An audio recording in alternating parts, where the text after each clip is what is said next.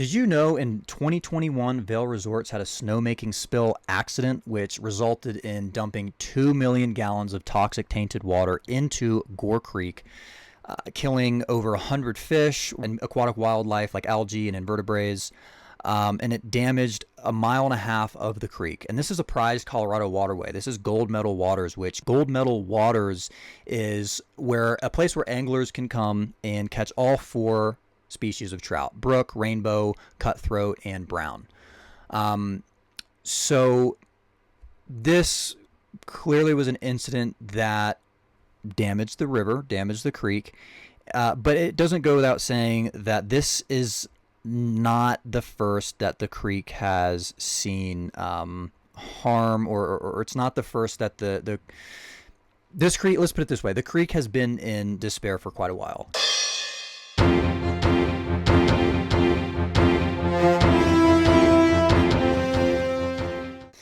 Hello and welcome to the Restored Lands podcast. My name is Henry. I'll be your host. I'm also the founder of Restored Lands, which is an environmental conservation nonprofit that is ultimately set out to create a more sustainable future through action and awareness.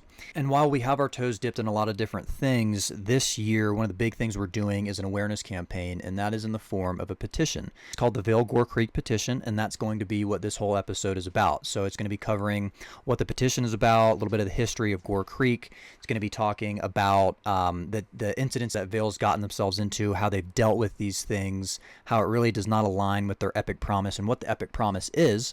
So if you're interested in any of that, if you're somebody who has kind of seen the corporate overreach and just how these big players who operate on national forests, on public land, in and around our natural resources. If you're somebody who's not a fan of how these guys have been operating in terms of, their regard to the environment, check this episode out because this will be for you, and there is a great call to action at the end.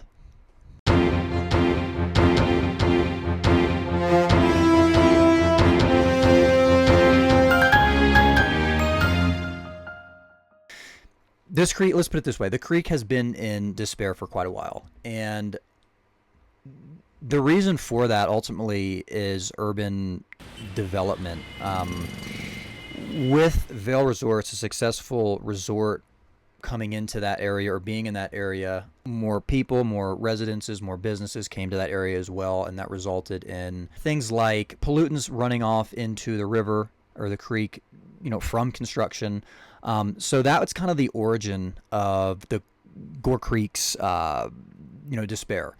And with this incident, it really didn't make it any better. So this resulted in a $617,000 restoration project that is set to begin in 2025.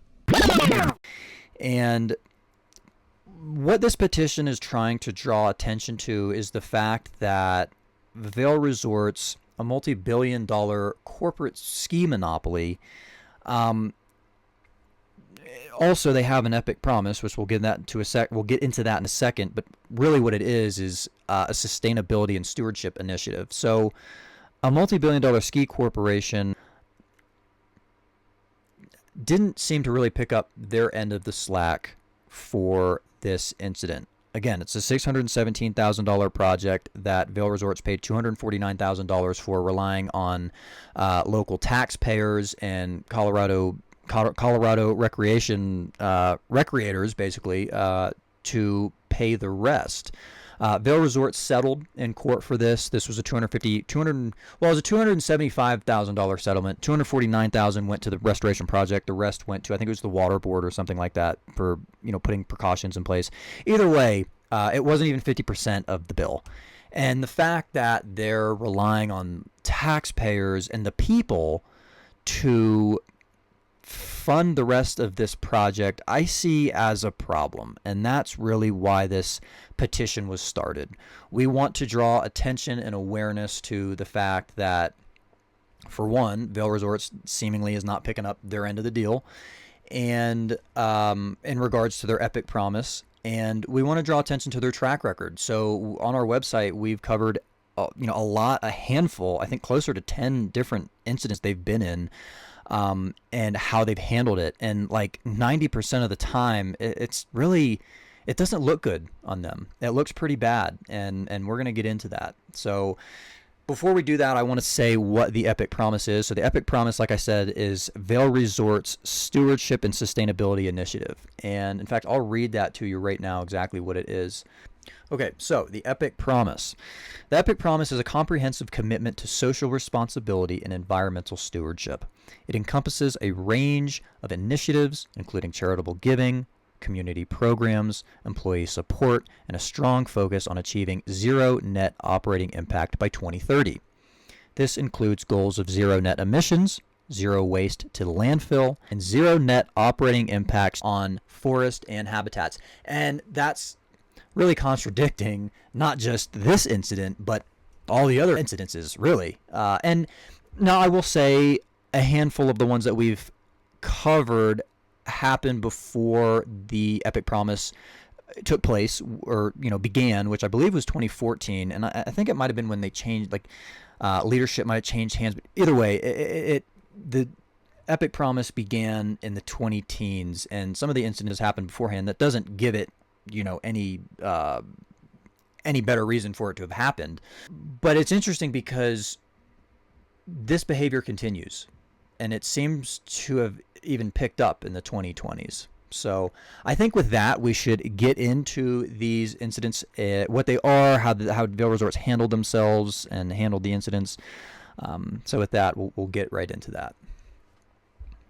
Okay, so and if any of you guys are interested in what I'm going off of right here, it is our article, Epic Promise. Let's see, it is Epic Promise or Epic Problem, the truth behind Vail Resorts' environmental impact. And this article is it's a more in-depth look at Vail Resorts' sustainability claims don't ski straight. That article it's got a little more information. This one here is pretty just more specific to the incidents. So with that, what we'll start with are some situations in Lake Tahoe. These happened back in 2008 and 2013. The first one that we're going to talk about is at Heavenly Mountain Resort. So in 2008 at Heavenly Mountain Resort, there was a pretty big incident that resulted in a multi-million-dollar treatment project. And what was going on was storm water was running off from a parking lot, which I think, don't quote me on this, I'll have to look, but I think it was at the bottom of one of their, ski parking lots, ski chair parking lots. But anyways, it was on Vail Resorts property, stormwater running through the parking lot into the lake, which was it? It was a tributary, Bijou Creek. It was a tributary of Lake Tahoe, so it was getting into the lake. It was degrading the lake quality, harming the ecosystem. There were pollutants like nitrogen, phosphorus, oil, grease, and sediment getting into the lake. And so this happened in 2008, and since 2004, Heavenly had violated the stream standards 4 times, twice each for the same thing, phosphorus and sediments. So at that point, that was in 2004 and 2008, that's when they had to fix this with a $3.2 million treatment project, and that involved installing 400 different water filters under 6 different vaults, or in 6 different vaults under this parking lot. So they're basically cleansing the water before it goes into the water, or the storm runoff water before it goes into the tributary. But yeah, it resulted in a hefty project. So that was the first one in Tahoe. The second one in Tahoe happened in 2013. This happened at Heavenly Mountain Resort again. And this one, this was kind of like a lack of oversight, lack of inspections relating to environmental responsibility. So what happened here is there was a failure to implement controls over preventing spillage from a used oil tank. There was neglect to assess and inspect this used oil tank, lack of secondary containment for the used oil tank and its connected pipes. And it gets worse too. So there was a failure to provide refresher training for the hazardous waste manager, which, now imagine if you were working for Vail Resorts and they had you doing this type of work and they did not refresh your training on hazardous material, handling that stuff. Doesn't look very good. Doesn't sound very good. And let's see, they improper disposal of aerosol cans, and there's an absence of required eye wash and shower facilities for employees handling this hazardous waste. So again, with along with not refreshing the training, not having the proper things in place to remediate some kind of spill, God forbid, or leak or something getting onto the person, yeah, not good. And this ended in a $94,000 fine for environmental. And I believe for this one, actually, it resulted, I believe, in over $100,000 because they had to pay for like fees for something else. But the fine itself for the environmental violations was 94 grand, which is not much for them, but still it goes to show they're getting fined and caught for, slipping up. So that was in Tahoe, and that was in the 2000s. So the first incident that we covered, is that happened in 1999 at Vail Mountain, and it happened during the Blue Sky expansion. So if you've been to Vail, if you've skied there, if you've mountain biked there, hiked there, if you've been on the mountain, chances are you've heard of Blue Sky, the Blue Sky Basin. This happened again, 1999. What happened was during this expansion, there was a construction road that was, it was impacting wetlands without proper permitting. So I don't know if it was lack of oversight, lack of regard, whatever it was, but they, impacted wetlands during this expansion. This is not the first time this happened. That happened much later, and we'll talk about that one shortly. But during this incident, actually, so environmentalists tried to stop this expansion because there was, I guess it was said that there was endangered Canada lynx. This was endangered Canada lynx territory.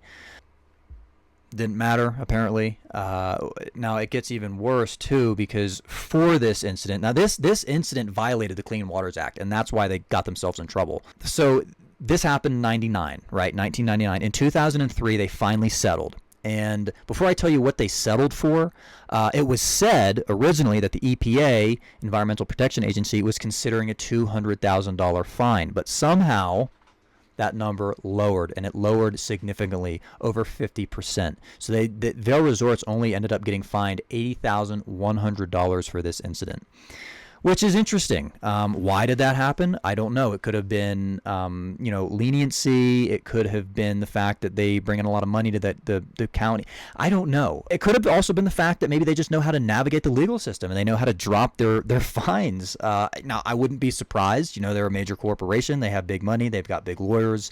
It would only make sense that that's a possibility, and I'm not saying that is what happened. But so anyways, environmentalists were pretty upset about this because, again, the Canada lynx territory.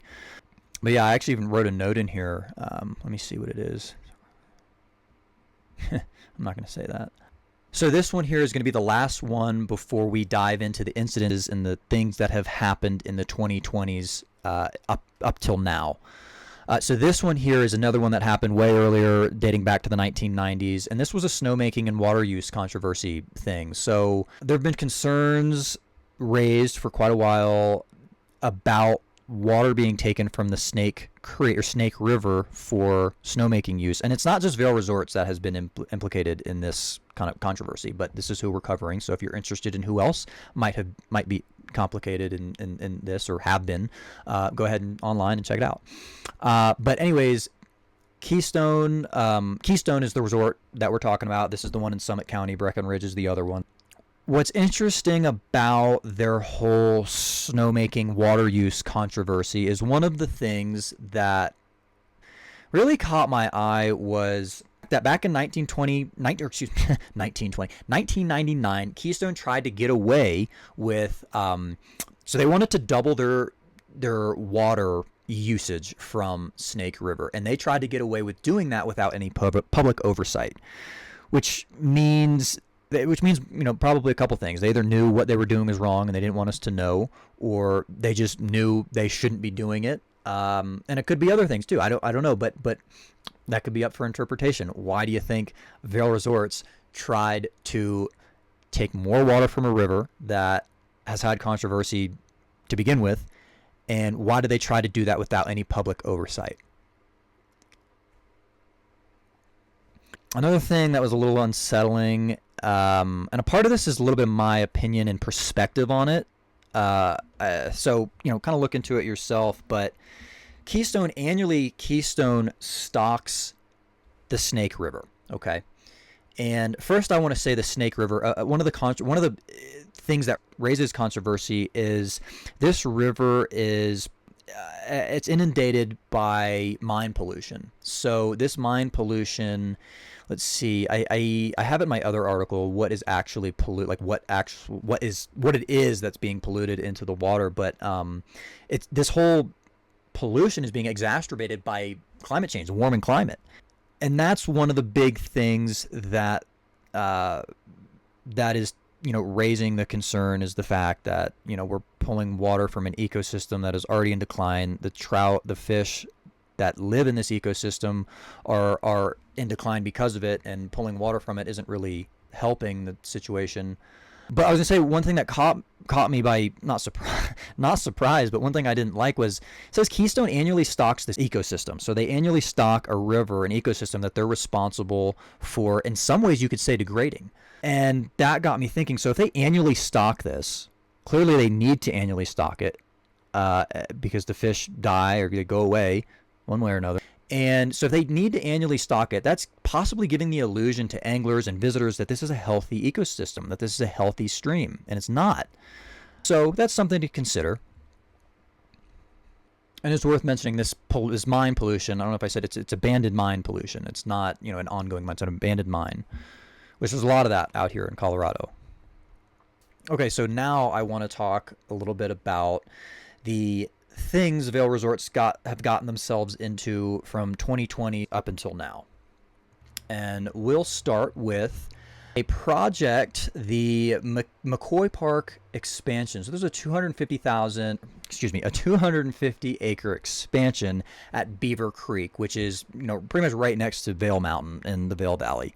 So again, 250 acre expansion. And what happened here, this actually happened just weeks before the Gore Creek spill. And what's ironic is it was another creek spill.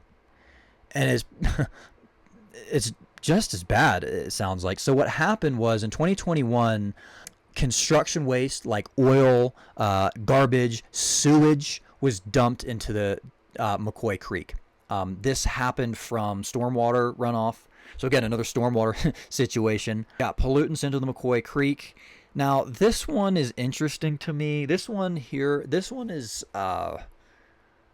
took me back. It took me back, I'll tell you, because not only did Vail Resorts pollute the creek, McCoy Creek, but they did not apply to a legal entity within the time frame that they were given, which was 2 weeks. It took them 2 months to get back to the Colorado Department of Public Health and Environment.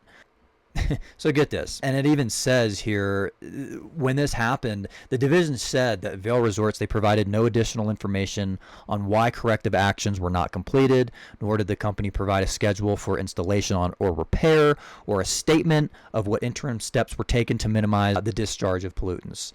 So that's coming from, that's what the division said, which is the Colorado Department of Public Health and Environment. But anyways, I'll go through the bullets here. So in August 21, construction waste, like I said, was dumped into the creek, and the mess was not cleaned up quickly enough, leading to a compliance advisory sent by the CDPHE November 5th, 2021. Vail Resorts did not respond to this when they were confronted about it. So what actually happened was the VP of Beaver Creek, Douglas Lovell, was confronted by the CDPHE about this advisory and was said, you need to legally comply by replying. And again, they had 2 weeks to do this. They did not do it. It took them 2 months to do that. And there were no reports of a monetary fine found. So that's just, it raises eyebrows. You guys aren't getting fined for things. You're allowed to do whatever you want, basically. I mean, that's what this says. I'm just going off of what I see, and I'm just going off of your track record. I'm going off of the facts. I'm going off of the pattern. I'm not just making this up. Like, it seems like you guys kind of just operate as you please, and sometimes you get a slap on the wrist, sometimes you don't. It raises eyebrows. I mean, tell me it doesn't.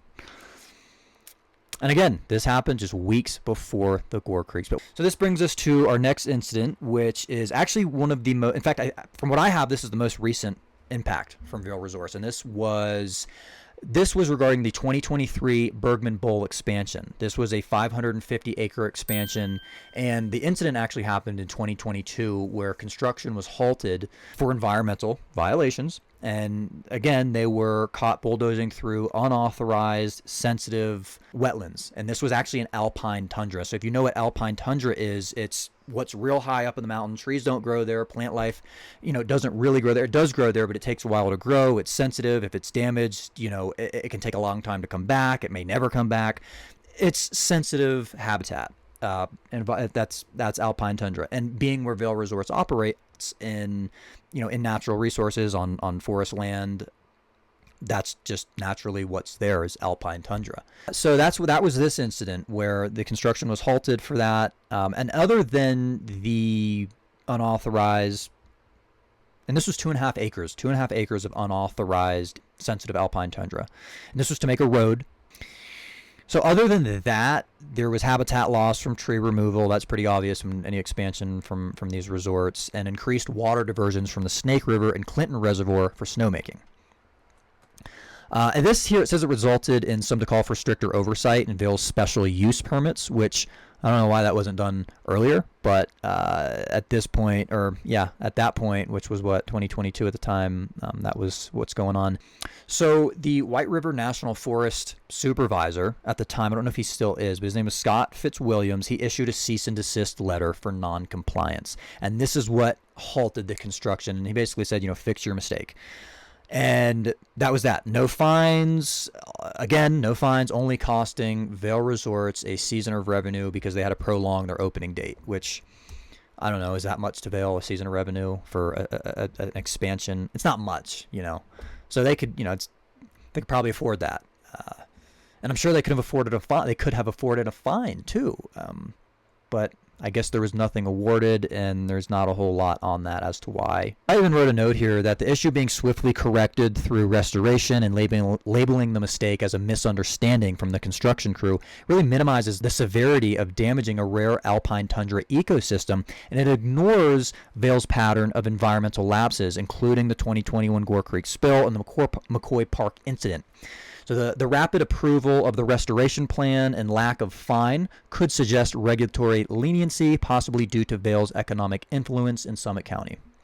So something to think about. And if you want to read all this is on the article, Epic Promise or Epic Problem on the website.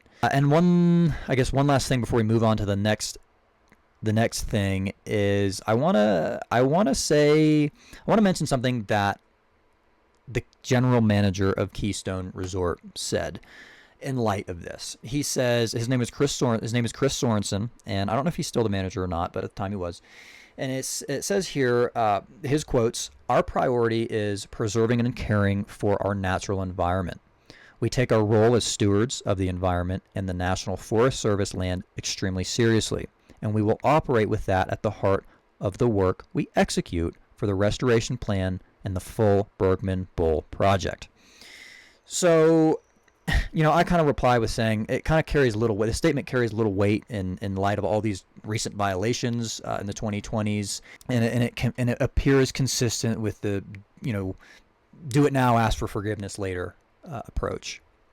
So, another thing that we want to draw attention to with this petition is the fact that the Vail Corporation's responses to a lot of these incidents are the reactive rather than preventative.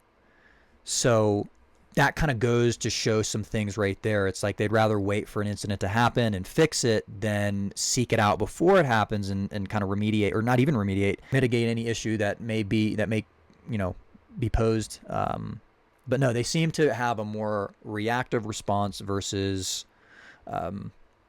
proactive. So with that, we'll move on to a real quick one, 2020, the Golden Peak expansion. This was on Vail Mountain again.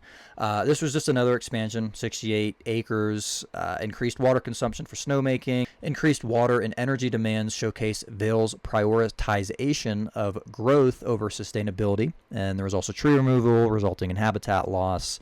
And this one here, the son of Vail Mountain, he says he calls this the Golden Peak completion, not expansion. Which leads me to say, Vail Resorts as a corporation has a reforestation effort. And from what I've been able to uncover, I found they've only reforested, I think it was 239 acres in total since 2017. But since 2020, for the 2022 and 2023 McCoy Park project and Bergman Bowl expansion, those both expansions, that's over 800 acres right there.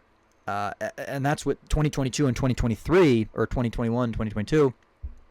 And since 2017, they've only reforested 239 acres. Now, I may be wrong on this. I wasn't able to find any other information on it. If anybody can, go ahead, let us know. But I wasn't able to. So if that truly is the case, which it seems to be, they're really falling short again on, their stewardship claims or stewardship initiatives, facade.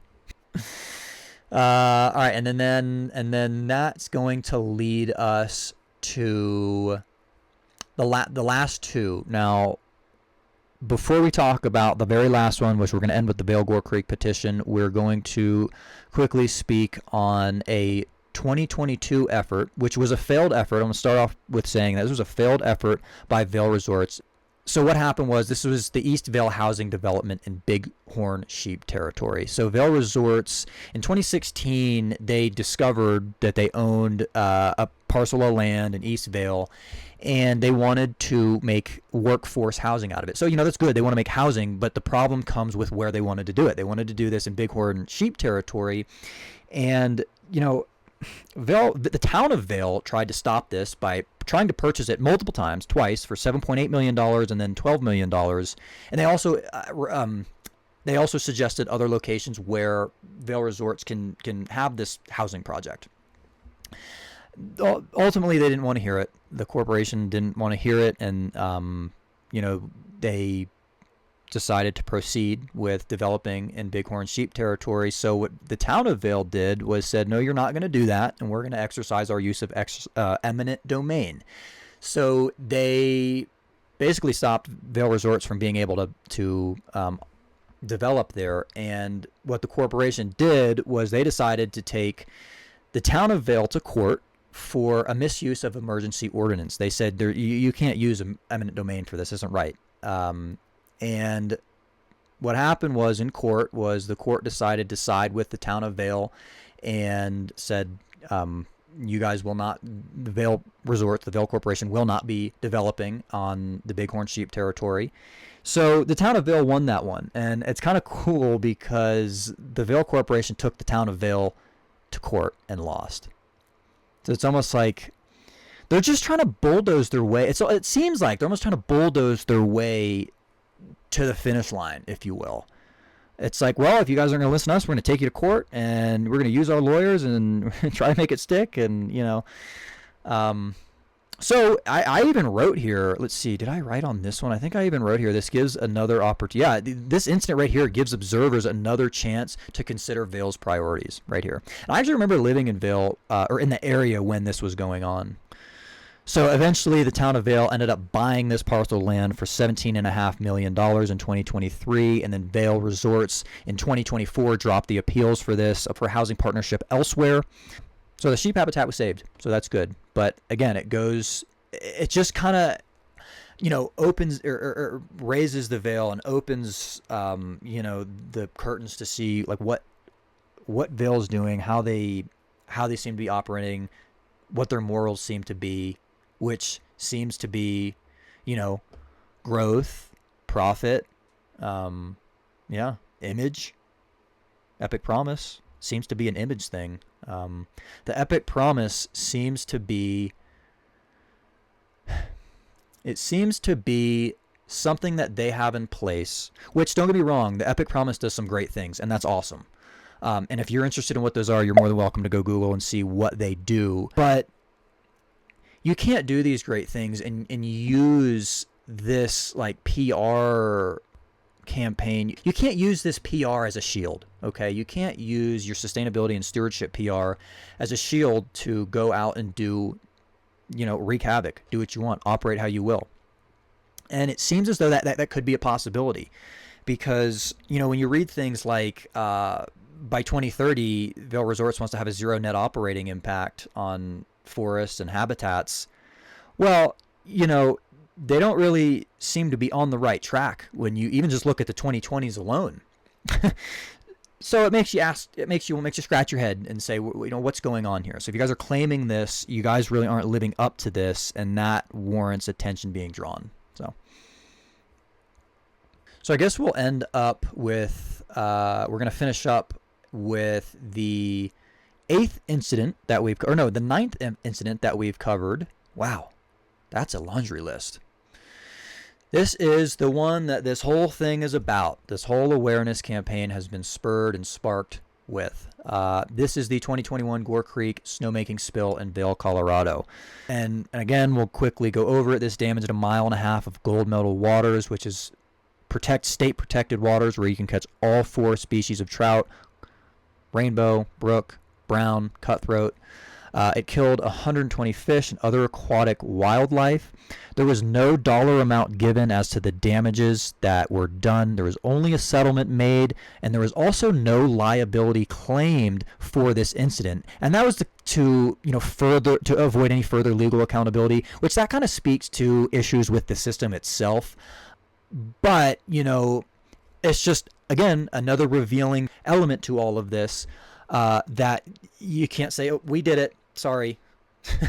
And everybody knows they did. It's not like any secret that Vail Resorts was the one that dumped the toxic snowmaking water in the creek. So it doesn't look good, doesn't sound good. More so doesn't sound good, because if you understand why they didn't, understand, but still, it doesn't sound good. The fact that they paid 40% of a $617,000 restoration project. Yeah, not good. I mean, this company, as far as my research uncovered, they have over $400 million cash money in the bank. And they're valued at, $5 billion, multi-billion dollar company. They have a lot of money. They make a lot of money. Why is it that they couldn't foot, just a little bit more? I mean, just a little bit more would have made the difference. It would have paid for the whole thing. They really weren't that short.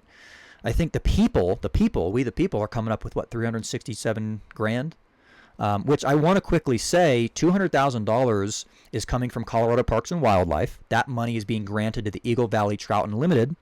And they've done work like this before, but $200,000 being granted from CPW to Eagle Valley Trout Unlimited. $100,000 is being allocated from the town's annual budget. So taxpayers, Eagle County taxpayers, are funding $100,000 of this, and then $67,000 of the Eagle Valley Trout Unlimited's. I guess their members, their donors, but it says Eagle Valley has funded $67,000 of this. So I think that's probably their people's money funding this. So the people funding any of this, it's one thing if they didn't have the Epic Promise.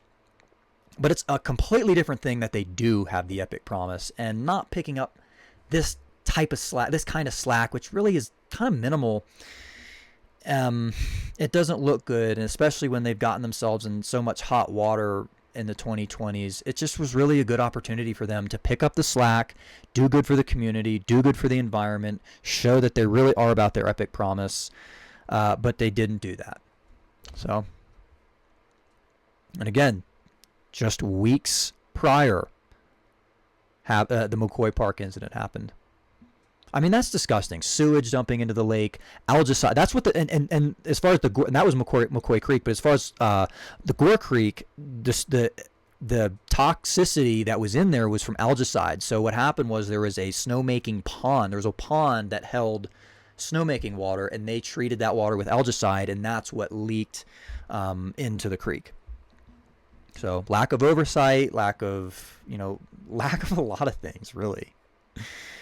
So, all right, as far as the incidents, those are them. If you want to learn more about them, go to our website, check out our articles. We've got a handful of them. We also have a really good one that was just written by one of our writers from University of Michigan. Her name is Flannery. She does a great job. She put a great article out there talking about the Vail Gore Creek Petition, why this is something that we should care about, why this matters. So check it out. It's a good one. It's an interesting one.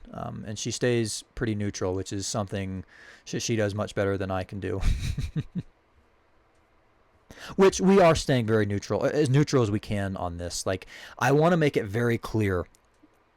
This campaign, this awareness campaign is not, we're not trying to drag Vail Resorts through the mud. This is not what do they call that? A slur campaign. This is not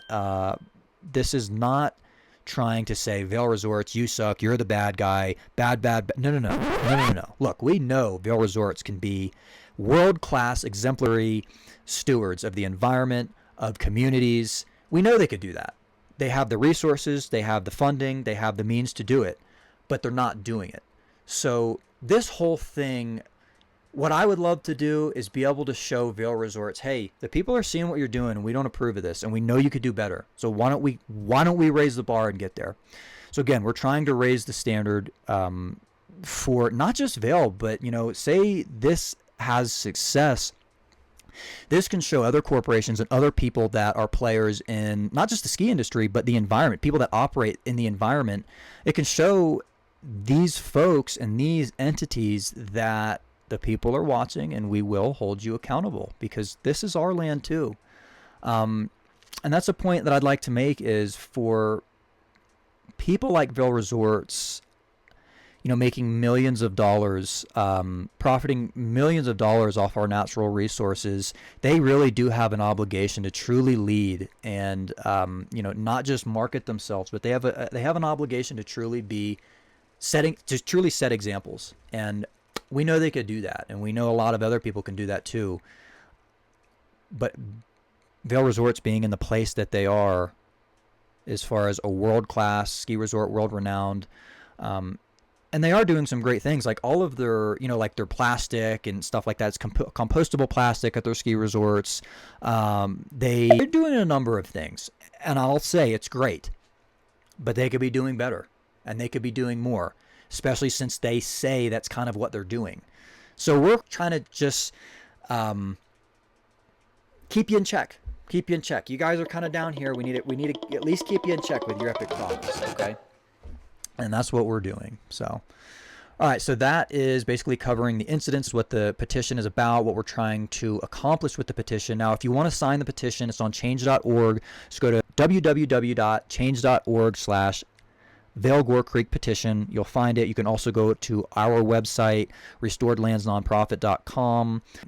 Or you can go to restoredlandsnonprofit.com/Vail Gore Creek Petition. You'll find the page right there. Very simple. Takes you right to it. Shows you all the information. Gives you a whole bunch of insight. And it's just a great... If you want to learn more about this campaign, go to our website. Check out our content.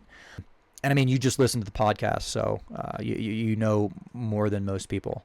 So like I said, at the end of this, there were some call to actions, which I kind of already mentioned, the signing the petition, share it with your friends, send it out, emails, put it on your social media. Once you sign it, share it, get the word out.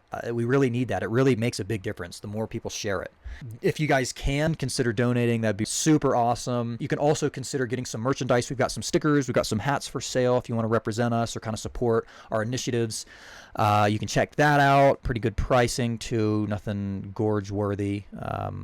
But we are trying to raise money with the things that we are selling.